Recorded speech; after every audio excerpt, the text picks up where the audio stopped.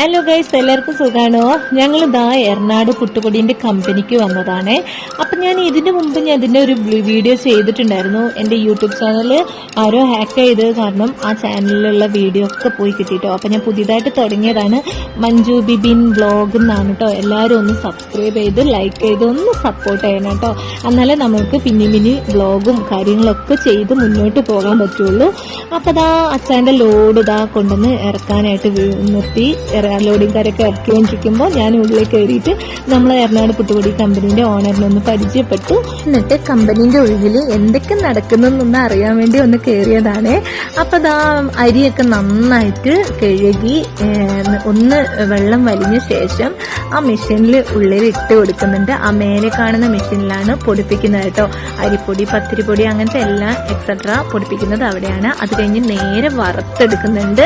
അത് കഴിഞ്ഞിട്ട് നല്ലതുപോലെ ഒന്ന് അരിച്ചെടുക്കുന്നുണ്ട്. എന്നിട്ട് പിന്നെ പാക്കിംഗ് ആണ് കേട്ടോ. ഇവിടെ നല്ല അടിപൊളിയായിട്ട് പാക്കിംഗ് ഒക്കെ ചെയ്ത് വരുന്നുണ്ട്. പുട്ടുപൊടി, പത്തിരിപ്പൊടി, അങ്ങനെ എക്സെട്ര ഉള്ള പൊടികൾ. നിങ്ങൾക്ക് എന്തെങ്കിലും ആവശ്യം ഉണ്ടെങ്കിൽ ഈ കാണുന്ന നമ്പറിൽ ഒന്ന് കോണ്ടാക്ട് ചെയ്താൽ മതി. അപ്പൊ ഡീറ്റെയിൽസ് കറക്റ്റ് ആയിട്ട് കിട്ടും കേട്ടോ. അപ്പൊ അതാ ഇവിടെ വേറൊരു സംഭവം കൂടി ഉണ്ട് കേട്ടോ.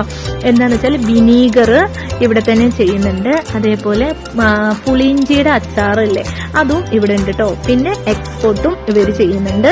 അപ്പൊ ദാ ഞങ്ങൾ സന്തോഷത്തോടെ ഇന്നൂസിനും നന്നൂസിനും പുളിയിഞ്ചിയും ഒക്കെ കൊടുത്തു.